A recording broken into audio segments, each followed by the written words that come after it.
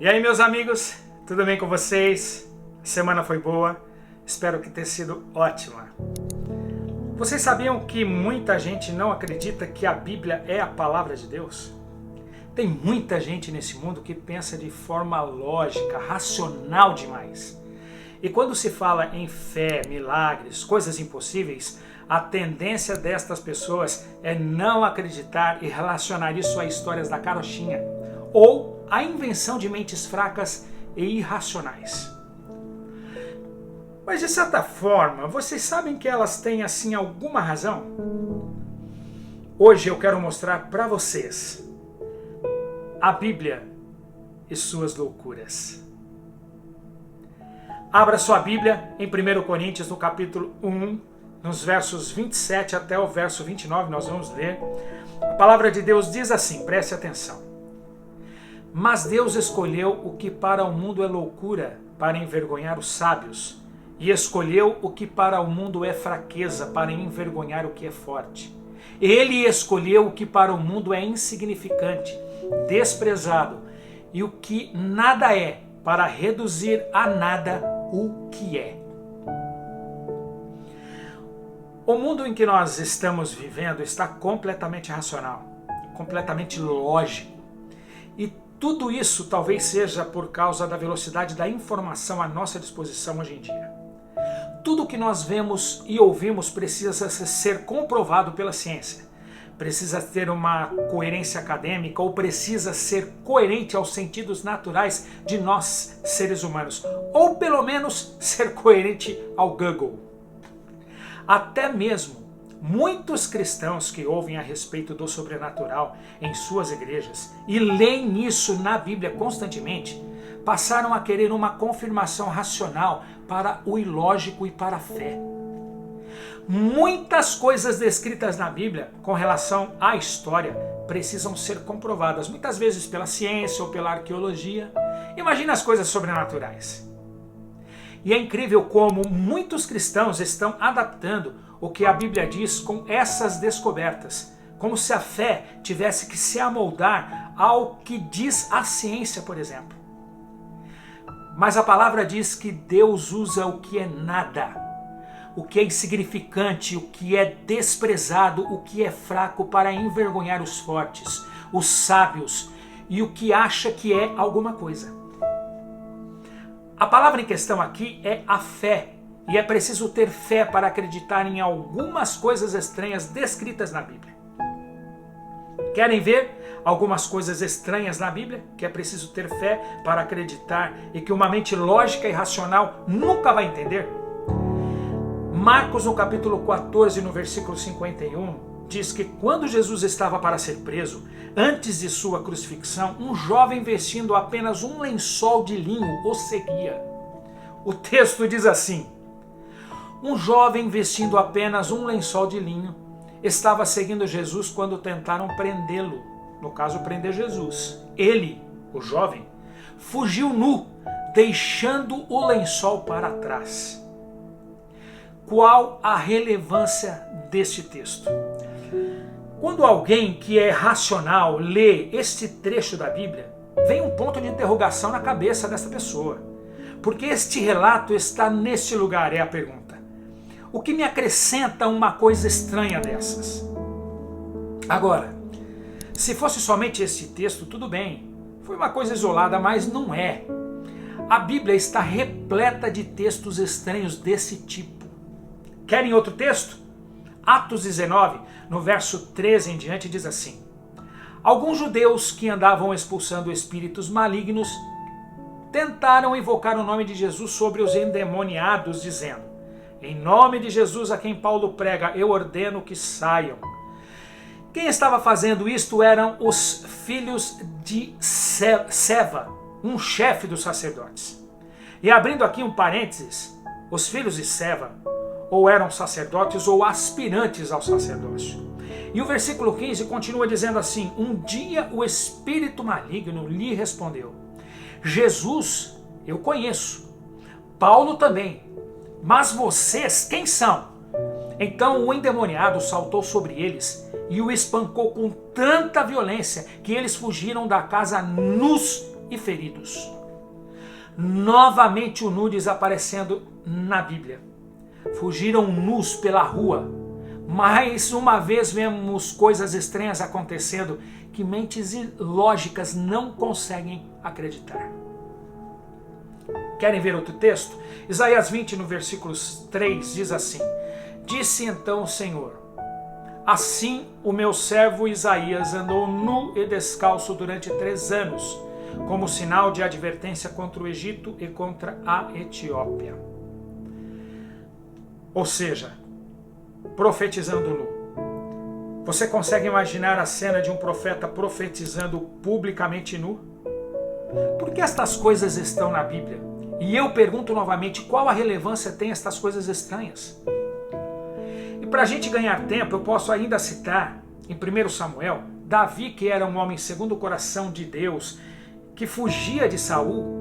Ele foi para uma terra, a terra dos filisteus, e no meio de uma praça ele começa a babar como se fosse um louco. Como podem os lógicos, os racionais, os sábios entender uma loucura dessas? É claro que nós, que somos espirituais e acreditamos no sobrenatural, sabemos que em cada história dessas existe um contexto. Mas aqueles que acham que são alguma coisa, nestes momentos são confundidos por Deus para não entender absolutamente nada e não dar crédito para estas histórias que aos seus olhos não tem pé nem cabeça. Essa é a verdade. E vocês acham que existem somente estes textos que parecem uma aberração bíblica? Não. O dilúvio, por exemplo, aos olhos lógicos e racionais, foi impossível de ter acontecido. Como pode um homem chamado Noé ter construído uma arca onde muitos animais, 2 de cada espécie, vieram e entraram na arca organizadamente e se acomodaram dentro da arca, cada um em seu lugar?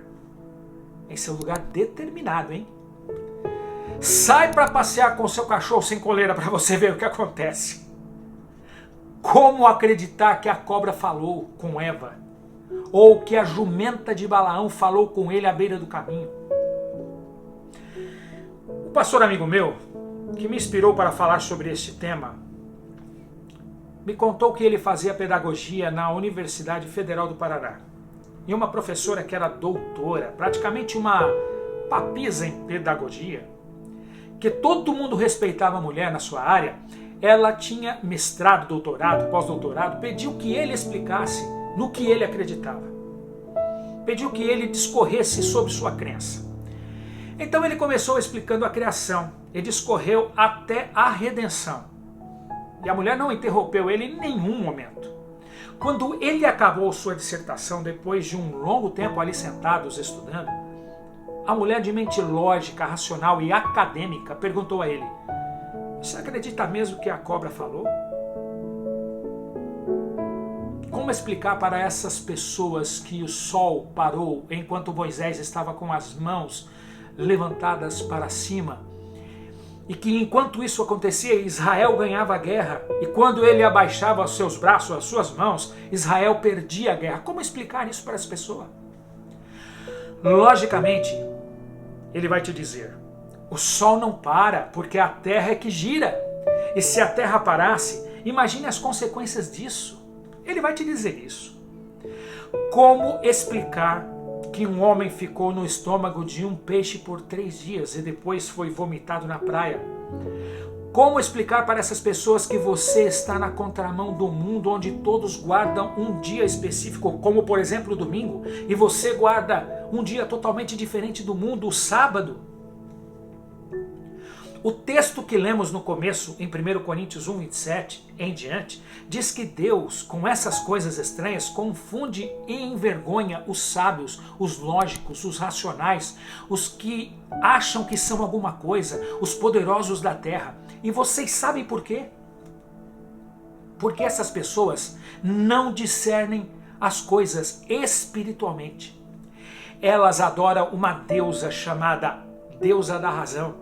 E só acreditam em tudo que é comprovado pela ciência ou pela lógica humana. Mas com Deus não é assim. A fé é algo transcendental que está fora do escopo da ciência. A ciência nunca vai conseguir explicar Deus. E o pior de tudo é que as coisas estranhas de Deus nunca permitirão que estas pessoas conheçam a Deus profundamente, plenamente, a não ser que elas nasçam de novo. Mas infelizmente o nascer de novo é impossível para elas. Elas não entendem isso. Como pode alguém nascer de novo sendo velho? Foi a pergunta de um racional, lógico e poderoso membro do Sinédrio chamado Nicodemos. Nós acreditamos sim que a primeira vez que choveu foi por ocasião do dilúvio e que os animais entraram de par em par dentro da arca organizadamente. Nós acreditamos sim que um peixe enorme engoliu Jonas e que depois de 3 dias ele foi vomitado na praia para cumprir um propósito de Deus. Nós acreditamos sim que o sol parou e o povo de Israel ganhava a guerra enquanto as mãos de seu líder Moisés permanecia para o alto. Nós acreditamos sim que o povo rodeou Jericó e no 7º dia, depois de rodear a cidade 7 vezes, quando eles gritaram, as muralhas vieram ao chão. Nós acreditamos sim que o mar se abriu e o povo de Deus atravessou em seco. E sabem a coisa mais louca e estranha da palavra de Deus, da Bíblia, que confunde completamente os racionais, os lógicos, é que Deus é grande demais para se preocupar com as coisas pequenas, mas Ele se preocupa com as pequenas coisas deste mundo, sim. Como pode Deus, sendo tudo, se importar com nada que somos nós? Como pode Deus, sendo o maior de todos, se importar com o menor de todos, eu e você? Como Deus, sendo tão grande, escolheu contar os números de cabelos que você tem na sua cabeça, por exemplo? Para quê? Que relevância tem isso? Deus está dizendo para mim e para você hoje, você é tão importante para mim, que até o que não é importante para você, até o respeito é importante para mim. Se teu sorvete preferido é morango com chocolate, Deus sabe. Se a tua cor preferida for azul, Deus sabe. E vocês querem ver a coisa mais estranha da palavra de Deus, da Bíblia, a coisa mais estranha e louca de todas, que confunde não somente os lógicos e os racionais, mas confunde também até mesmo alguns cristãos que acreditam nas coisas espirituais. Deus deu o que Ele tinha de mais importante para Ele, para salvar você, seu único filho Jesus. Que coisa louca! Deus se tornou homem para ser humilhado, cuspido, rasgado, escarnecido, xingado, torturado, assassinado, para que qualquer um de nós, ser humano, receba de graça a vida eterna. A coisa mais estranha foi que o preço do resgate foi a vida de Deus. E nós só iremos entender isso na eternidade, quando o próprio Jesus que morreu por nós nos explicar. Deus pega as coisas loucas desse mundo para confundir e envergonhar os racionais e lógicos. Como pode um bebê vir a esse mundo e se entregar na cruz para a salvação de muitos? Muitos não acreditam e não entendem isso. Se um dia você for tentado a esquecer ou a duvidar desta loucura, lembre-se, preste atenção, lembre-se disto, porque Deus amou o mundo tanto, tanto, tanto, que deu o seu único Filho, para que todo que nele crer tenha a vida eterna. Esta é a maior loucura da Bíblia, esta é a maior loucura de todas. Vamos orar? Senhor nosso Deus, eu sei que o Senhor pega as coisas fracas, as coisas pequenas, as coisas insignificantes desse mundo para envergonhar as coisas grandes, os sábios, os fortes, aqueles que acham que são alguma coisa. Nós sabemos que o Senhor faz com que essas pessoas não entendam a Tua palavra, mas nós que temos discernimento espiritual, compreendemos tudo e compreendemos o Seu grande amor por nós. Muito obrigado por ter morrido na cruz do Calvário, a maior loucura de todas. E que o Senhor, através desse sacrifício, nos dá a oportunidade de vivermos eternamente com o Senhor. Salva nós, o nosso coração, salva a nós e a nossa família. Nós te pedimos, Senhor Deus, entendimento para tudo isso, em nome de Jesus. Amém, Senhor. Legal que você ficou comigo até aqui no vídeo. Mais uma vez eu quero dizer para você, na semana que vem nós temos um novo vídeo. Gente, vai lá no meu canal, se inscreve. De repente esse vídeo não foi muito relevante para você, mas algum outro pode ser. E de repente vai passar aí na sua tela um vídeo e você não é inscrito no meu canal e você pode perder. Então vai lá, se inscreve, tá bom? Júnior Prato, procura por mim e se inscreve e muito mais. Compartilha esse vídeo com as pessoas, tá? Fica com Deus, tenha uma ótima semana, que Deus possa estar com você, te ajudando, te protegendo e te guiando. Um beijo enorme no seu coração. A gente se vê semana que vem. Tchau, tchau.